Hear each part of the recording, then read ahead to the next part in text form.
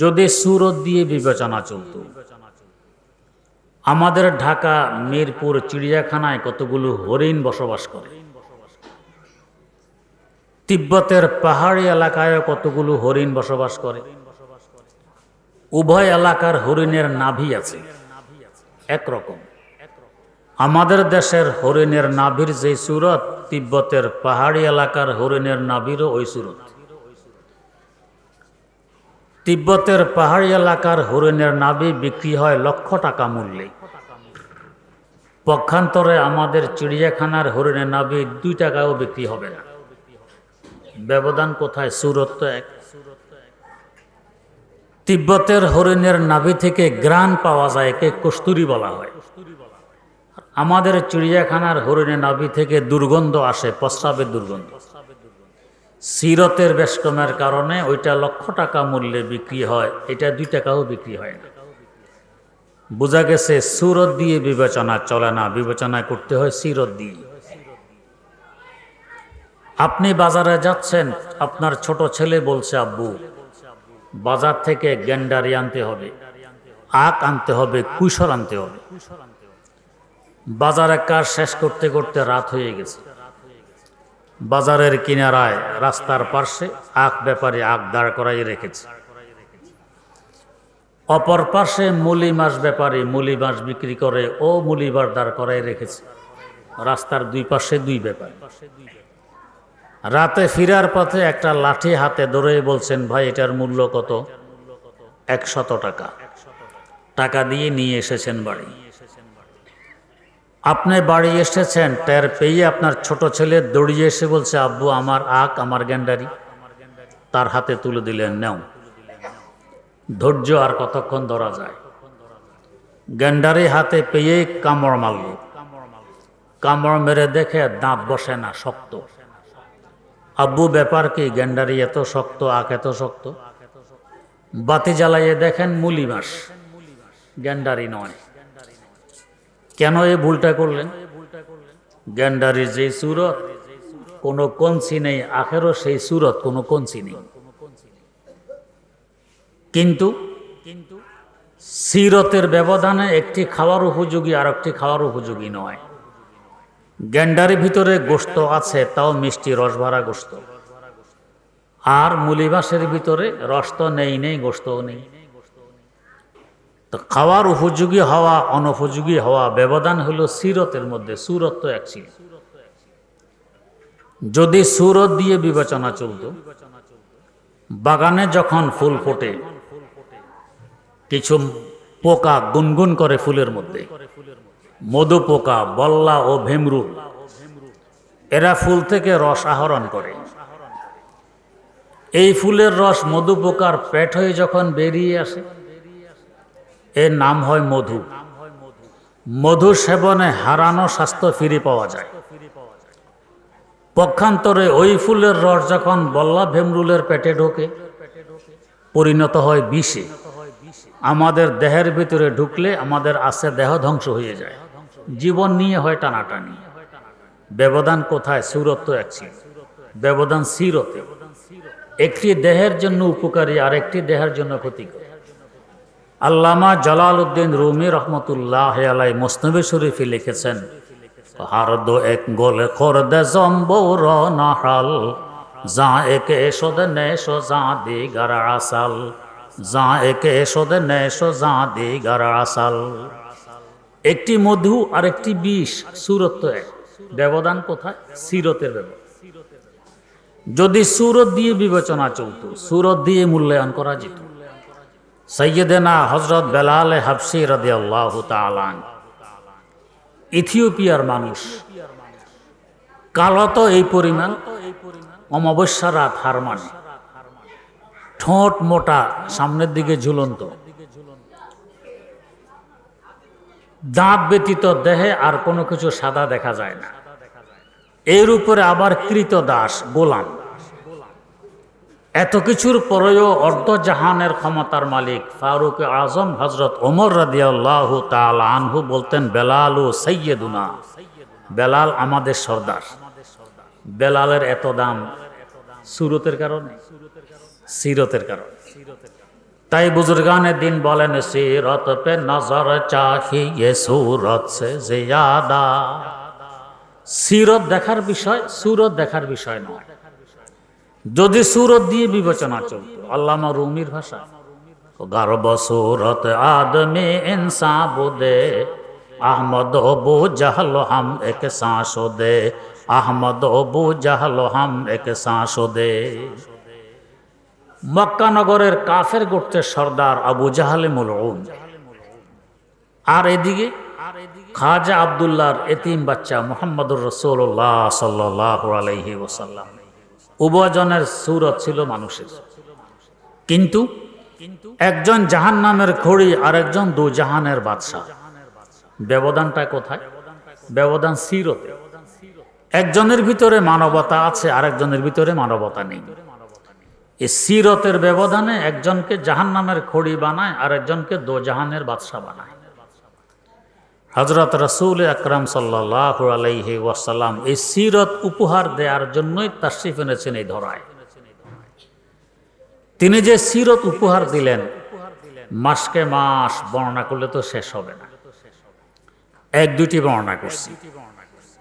তার সিরতের একটি অংশ ছিল সুন্দর ব্যবহার, মায়া মমতা আদর স্নেহ।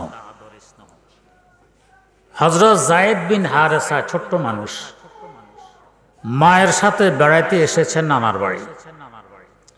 ওই সময় নানার শত্রুরা অতর্কিতভাবে আক্রমণ করে কিছু লোকজনকে হত্যা করে, কিছু লোকজনকে বন্দী করে নিয়ে যায়। বন্দীদের মধ্যে ছোট বাচ্চা হযরত যায়েদও ছিলেন। এরপর তাকে গোলাম বলে বিক্রি করে দেয়। এইভাবে তিনি বিক্রি হতে হতে মক্কার বাজারেও ওঠেন বিক্রির জন্য। ঘটনাক্রমে হযরত খাদিজাতুল কুবরা রাদিয়াল্লাহু তাআলা আনহা লোক পাঠান একটা গোলাম খরিদের জন্য। তাকে খরিদ করে আনা হয়। হযরত খাদিজা রাদিয়াল্লাহু আনহা যায়েদ বিন হারেসাকে গোলাম হিসাবে খরিদ করে রাসূলুল্লাহ সাল্লাল্লাহু আলাইহি ওয়াসাল্লামের খেদমতের জন্য পেশ করেন। এখন থেকে যায়েদ বিন হারেসা দো জাহানের বাদশার খাদেম। সাধারণ কথা। গোলামে হক শোদানে আইনে তারাকিস, গোলামি এ খোদা খুদ আইনে শাহিস, গোলামি এ খোদা খুদ আইনে শাহিস। বাদশার গোলামি করা মানে গোলামদের বাদশাহী করা। প্রধানমন্ত্রীর পিএস পাওয়ার কি কোনো দিক দিয়ে প্রধানমন্ত্রী থেকে কম? মাঝে মধ্যে আরো বেশিও দেখায়। তো দো জাহানের বাদশার গোলাম হতে পারা মানে গোলামদের বাদশাহী করা। কপাল তো আকাশে লেগে গেছে। এদিকে হযরত যায়েদের আব্বা যায়েদের বিচ্ছেদে কাঁদতে কাঁদতে চোখের জ্যোতি হারিয়ে ফেলেছেন, কিন্তু কোনো খোঁজ পাচ্ছিলেন না। একবার হজের মৌসুমে তার এলাকার লোকেরা মক্কায় মুকাররমা আসে হজ করতে। তাকে দেখে চিনে ফেলে, এই তো মনে হয় যায়েদ, যার বিচ্ছেদে তার আব্বা কাঁদতে কাঁদতে চোখের জ্যোতি হারিয়ে ফেলেছে। এই তো মনে হয় সে যায়েদ। কাছে এসে জিজ্ঞেস করে, বেটা তোমার নাম কি? নাম যায়েদ। আব্বার কি নাম? হারেসা। বাড়ি কোথায়? অমুকখানে। বুঝার বাকি রইল না, এই সে যায়েদ। বলছে, বেটা তোমার আব্বা তোমার বিচ্ছেদে কাঁদতে কাঁদতে চোখের জ্যোতি হারিয়ে ফেলেছে, চলো আমাদের সাথে, তোমার দেশে চলো, তোমাকে তোমার আব্বার কাছে নিয়ে যাই। হযরত যায়েদ বললেন, আমি তো আপনাদের সাথে এখন যেতে পারবো না, তবে আমার পক্ষ থেকে একটি সংবাদ পৌঁছিয়ে দিবেন। কি সংবাদ? তার ভাষায় বলতেছেন, আহিন্না ইলা কাওমি ওয়ালাউ কুনতু না ইয়া, আহিন্না ইলা কাওমি ওয়ালাউ কুনতু না ইয়া বিআন্নি কাতিনুল বাইতে ইনদাল মাশাইরি, বিআন্নি কাতিনুল বাইতে ইনদাল মাশাইরি। আমার দেশবাসীকে একটি সংবাদ পৌঁছিয়ে দিবেন, যদিও আমি আমার দেশবাসী থেকে অনেক দূরে। কি সংবাদ? বেআন্নি কাতিনুল বাইতে ইনদাল মাশাইরি, আমি আল্লাহ রাব্বুল আলামিনের নিদর্শন সমূহের কাছে বাইতুল্লাহর পাশে এখন বসবাস করি, এই সংবাদটা পৌঁছিয়ে দিবে। তারা হজ শেষে যায়েদের আব্বাকে সংবাদ পৌঁছাইলে যায়েদের আব্বা তার ভাইকে সাথে নিয়ে ছুটে আসে মক্কায় মুকাররমা। খোঁজ নেয় জায়েদ কোথায় আছে। জানতে পাইলেন মোহাম্মদ নামক এক ব্যক্তির গোলাম হিসাবে জায়েদ এখানে বসবাস করে। খোঁজ করতে করতে রাসূলুল্লাহ সাল্লাল্লাহু আলাইহি ওয়াসাল্লামকে হাতিমে কারবায় পেয়ে যান। এসে হুজুরের কিছু প্রশংসা করে বলছেন, আপনি হাশেমি বংশের মানুষ, আপনার অবদান, আপনার এহসান কে না জানে, আপনার সুন্দর আখলাক আর চরিত্র কে না জানে। জায়েদ নাকি আপনার গোলাম, আমি জায়েদের আব্বা, এ জায়েদের চাচা। আমরা জায়েদকে নিয়ে যাওয়ার জন্য এসেছি। কত টাকা আপনার দাবি বলতে পারেন, টাকা দিয়েই জায়েদকে নিয়ে যাব। রাসূলুল্লাহ সাল্লাল্লাহু আলাইহি ওয়াসাল্লাম বললেন, তাহলে আমি জায়েদকে ডাকি। জায়েদকে ডাকা হইল। হুজুর জিজ্ঞেস করলেন, জায়েদ, এই দুজন ব্যক্তিকে তুমি কি চিনো? হ্যাঁ, ইনি আমার আব্বা, ইনি আমার চাচা। তারা এসেছেন তোমাকে সাথে নিয়ে যাওয়ার জন্য। যদি তুমি যেতে চাও কোনো পয়সা করে লাগবে না, তোমাকে মুক্ত করে দিলাম, তুমি এদের সাথে চলে যাও। আর যদি যেতে না চাও আমি যাওয়ার জন্য বাধ্য করতে পারবো। জায়েদের আব্বা চাচা তো খুশিতে আটখান, পয়সাও লাগলো না, জায়েদও পেয়ে গেল। কিন্তু একথা শোনার পর জায়েদ বলেন, আব্বু, আমি আপনাদের সাথে দেশে যাব না। আব্বা আশ্চর্য হয়ে বললেন, জায়েদ, তোমার কি মাথা খারাপ হয়ে গেছে? মায়ের কোলে ফিরে যাবে না, নিজের মাতৃভূমিতে যাবে না, তুমি এখানে গোলামের জীবন যাপন করবে?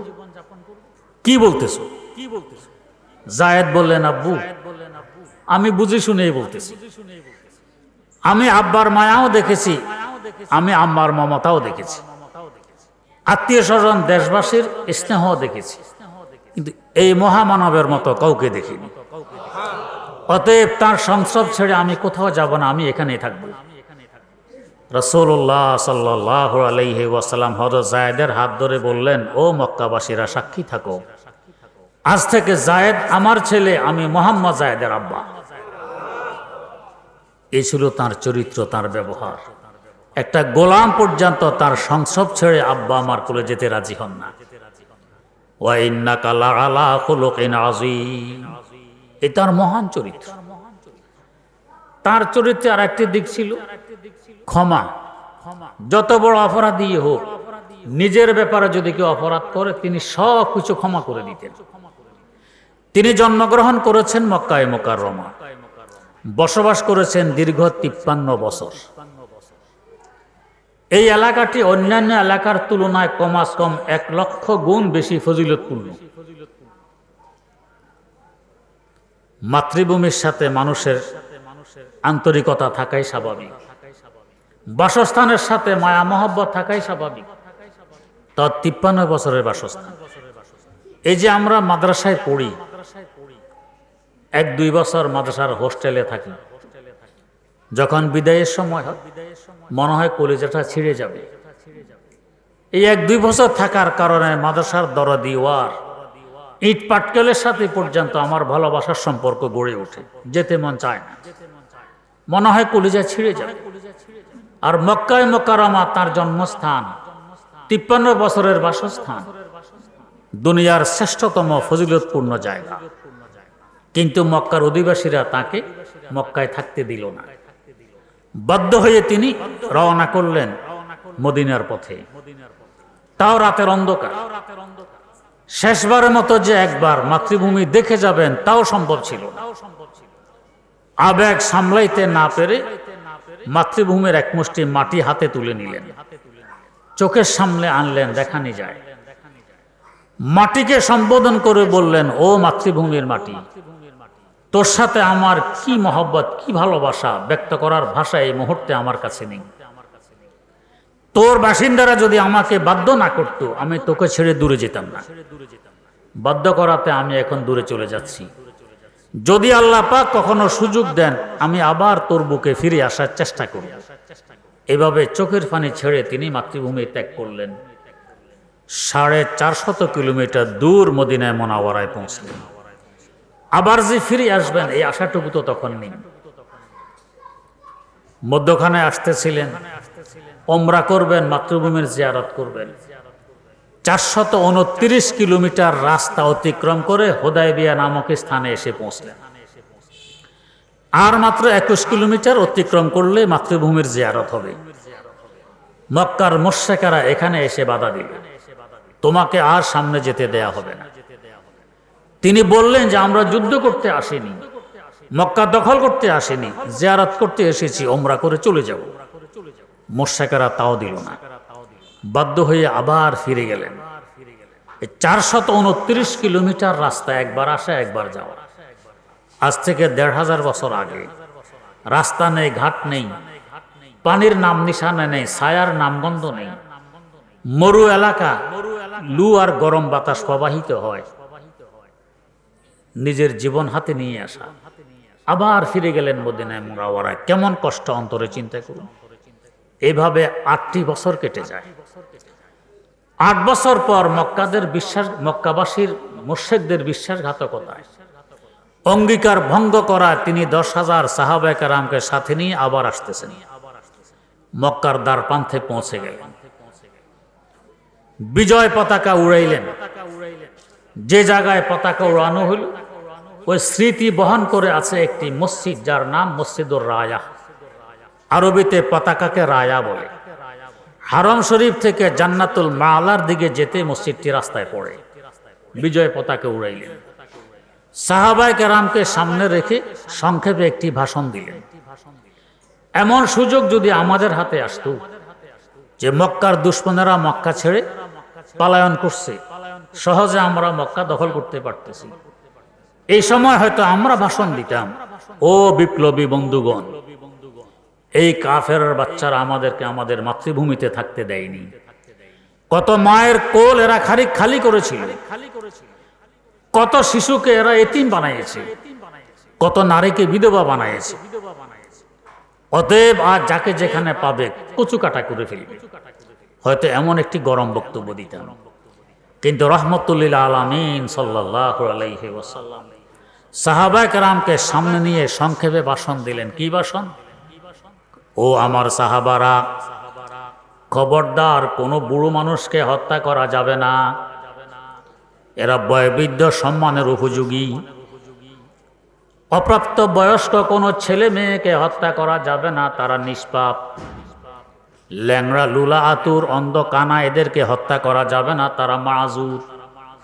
বাইতুল্লাহ শরীফের গিলাফ যারা দড়িয়ে দৌড়বে তাদেরকে হত্যা করা যাবে না, বাইতুল্লাহর ইজ্জত রক্ষা করতে হবে। আবু সুফিয়ানের ঘরে যারা আশ্রয় গ্রহণ করবে তাদেরকে হত্যা করা যাবে না, আবু সুফিয়ান একজন লিডার মানুষ, তার ইজ্জত রক্ষা করতে হবে। শুধুমাত্র তোমাদের বিরুদ্ধে যে অস্ত্র ধারণ করবে তাকে হত্যা করার অনুমতি আছে। রহমতুল্লিল আলামিন কার নাম। এভাবে বিজয়ী বেশে মক্কায় মুকাররমায় ঢুকলেন, জয় করে ফেললেন। এসে সাধারণ ক্ষমা ঘোষণা করলেন, আজ কারো কোনো অপরাধের প্রতিশোধ নেওয়া হবে না, সব কিছু ক্ষমা করে দেয়া হবে। এই ক্ষমা ছিল তার একটি বিশাল বৈশিষ্ট্য। যত বড় দুশমনই হোক তিনি ক্ষমা করে দিতেন। রাসূল আকরাম সাল্লাল্লাহু আলাইহি ওয়াসাল্লামের সিরত। আরেকটি বড় বৈশিষ্ট্য ছিল, যে কাজ আরেকজনকে করতে বলতেন আগে সে কাজ নিজে করতেন, বরং যে পরিমাণ করতে বলতেন এর থেকে বেশি পরিমাণ নিজে করতেন। আদেশ দিতেন নামাজ 5 বেলা পড়ো ফরজ, নিজে পড়তেন 9 বেলা। 5 বেলা তো আছে, সাথে এশরাক, আওয়াবিন, তাহাজ্জুদ, চাশত 9 বেলা করতেন নিজে। নফল এত বেশি পড়তেন, হযরতে আয়েশা সিদ্দিকা রাদিয়াল্লাহু তাআলা আনহা বলেন, দীর্ঘ সময় নামাজে দাঁড়ানোর ফলে তার পা মোবারক ফুলে মোটা হয়ে যেত। আমরা কি জীবনে এত লম্বা নামাজ পড়েছি যে আমাদের পা ফুলে মোটা হয়ে গেছে কখন? আদেশ যে পরিমাণ করতেন নিজে করতেন আরো বেশি। নিজে যদি করি এর দ্বারা আমার কথার প্রভাব পড়ে বেশি, মানুষ সহজে এটা গ্রহণ করে। আমি করি না, আরেকজনকে করতে বলি, এটা প্রভাব পড়ে না, সহজে মানুষ গ্রহণ করে না। এই সম্পর্কে ছোট্ট একটি ঘটনা বলে আমি শেষ করছি, কালকে তো আর শুনতে হবে। একটি কিতাব আমাদেরকে পড়ানো হয়েছিল, কালিয়ুবি, আরবি সাহিত্যের কিতাব। এই কিতাবে একটি ঘটনা, খলিফা হারুনুর রশিদের ঘটনা। আব্বাসী খোলাফাদের মধ্যে সবচেয়ে প্রতাপশালী খলিফা হারুনুর রশিদ। তিনি একজন কালো কুশ্রী বাঁদিকে বেশি ভালোবাসেন। এই ভালোবাসার সংবাদ মন্ত্রী মিনিস্টারদের কানেও পৌঁছে। এরা কানাঘুষা করে, এই বিশাল রাজ্যে বুঝি বাদশাহ সুন্দরী যুবতী দেখেনি, এক কালিশালী কুশ্রী এক বাঁধি পেয়েছে ভালোবাসার জন্য। তাদের কানাঘুষার আওয়াজ বাদশার কানেও পৌঁছে।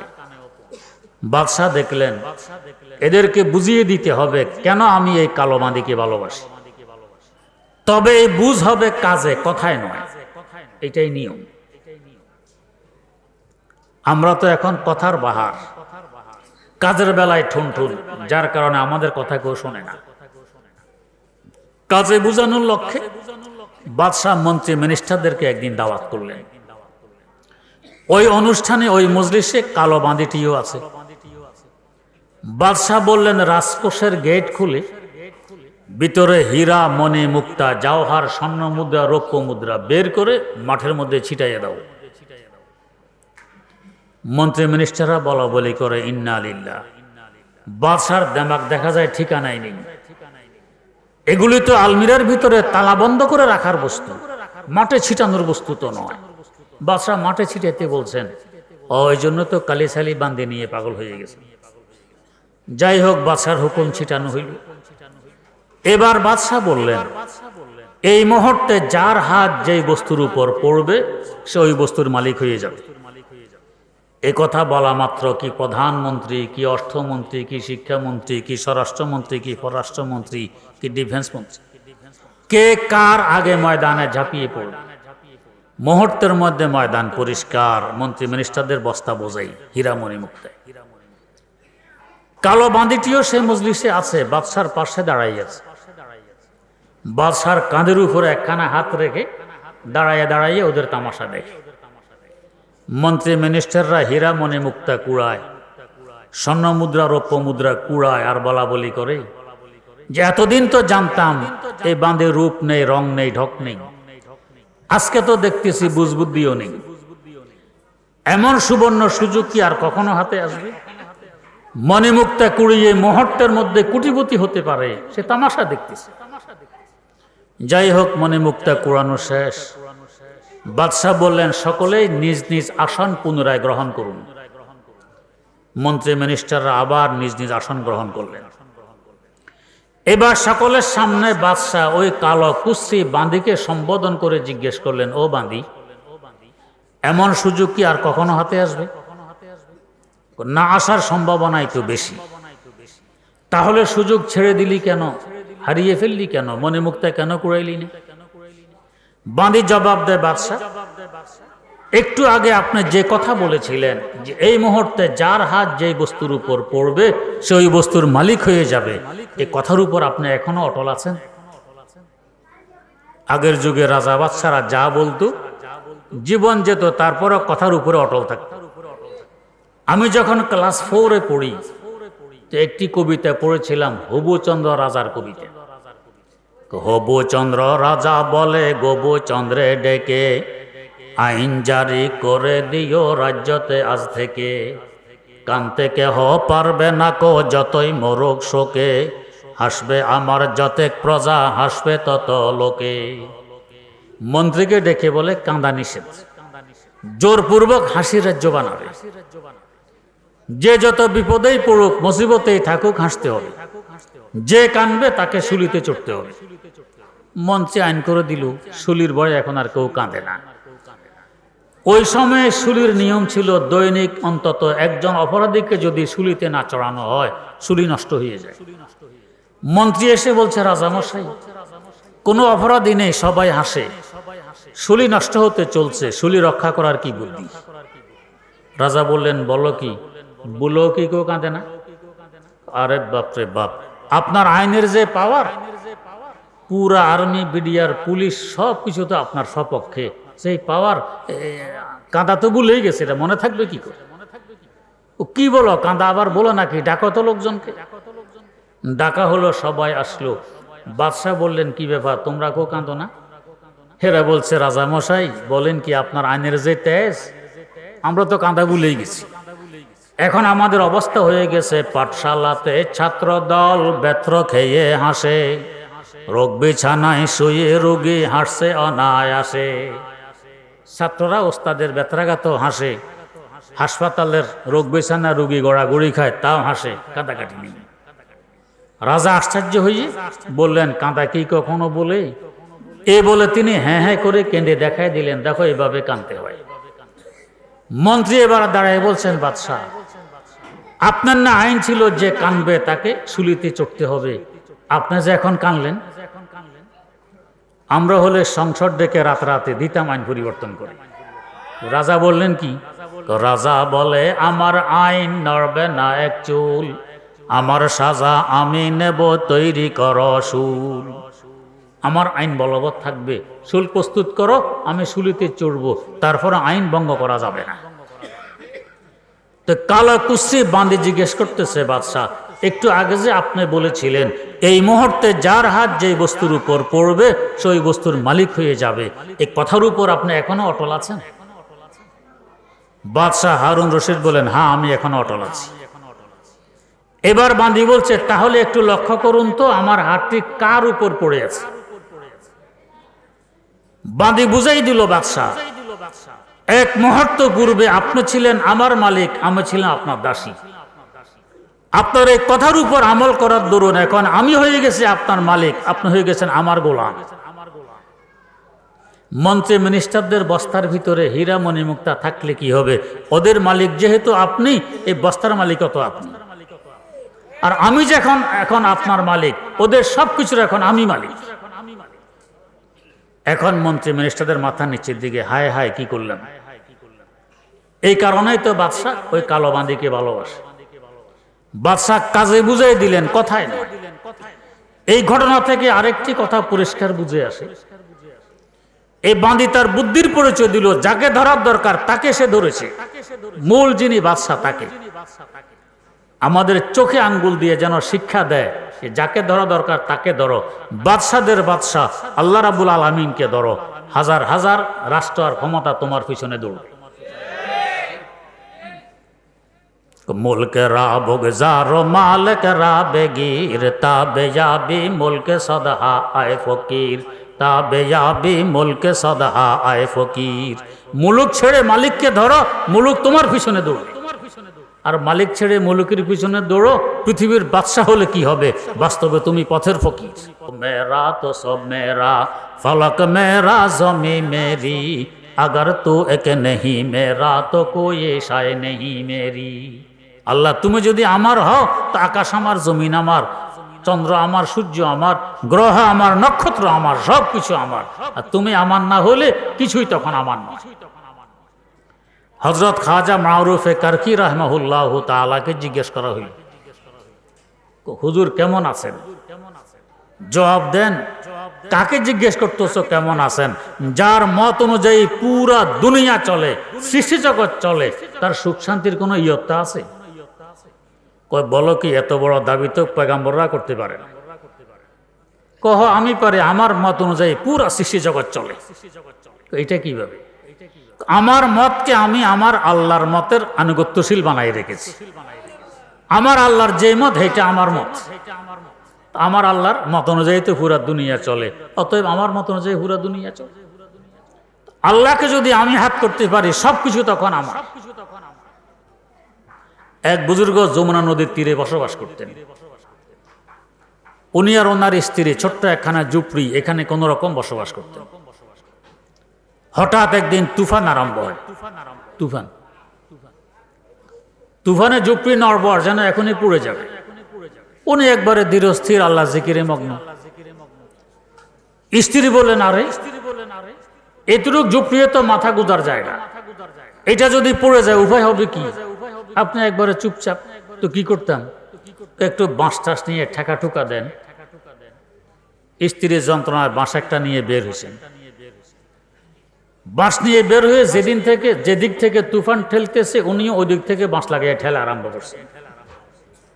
স্ত্রীর ভাই, ইন্না লিল্লাহ, আপনার বুদ্ধি শুদ্ধি কি বিদায় নিয়ে গেছে? কই কি? তুফানও ঠেলে, আপনিও ঠেলেন, আরো আধা ঘন্টা পর যদি ঝুপড়ি পড়তো, এখন তো আধা ঘন্টা আগে পড়ে যাবে। তো জবাব দেন, আমি আমার আল্লাহর সাথে হাত ধরবো? আমার আল্লাহ যেদিকে আমিও সেদিকে, আমার আল্লাহ যেদিকে আমিও সেদিকে।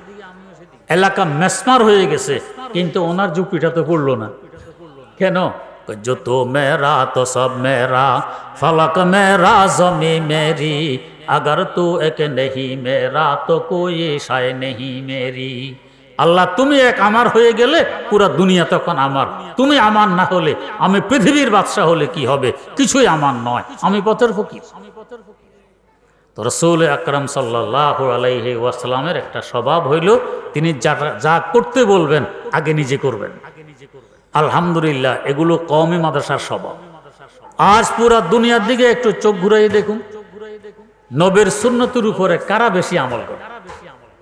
কওমি মাদ্রাসার ছাত্র, কওমি মাদ্রাসার শিক্ষক, কওমি মাদ্রাসার আলেম, এদেরকে দেখবেন যে পরিমাণ আমল এরা করে, যে পরিমাণ সুন্নতের উপরে এরা অটল থাকে, অন্য কোথাও কাউকে এই পরিমাণ দেখবেন না। তাই যে বলেছিলাম কওমি মাদ্রাসায় কি করে, জবাব দিয়ে এরা অমানুষকে মানুষ বানায়। এরা নবীর সিরতে মানুষকে সিরতওয়ালা বানায় দেয়। এটা হলো কওমি মাদ্রাসার স্বভাব। আল্লাহ রাব্বুল আলামিন আমাদেরকে বুঝার তৌফিক দান করুন। সুবহানাল্লাহি ওয়া বিহামদি, সুবহানাকাল্লাহুম্মা ওয়া বিহামদিক, আশহাদু আল্লা ইলাহা ইল্লা আনতা, আস্তাগফিরুকা ওয়া আতুবু ইলাইক। আলহামদুলিল্লাহি রাব্বিল আলামিন।